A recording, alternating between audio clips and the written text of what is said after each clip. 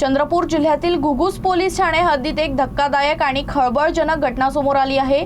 एका ट्रकच्या केबिनमध्ये अज्ञात तरुणाचा मृतदेह आढळल्यानं परिसरात एकच खळबळ उडाली।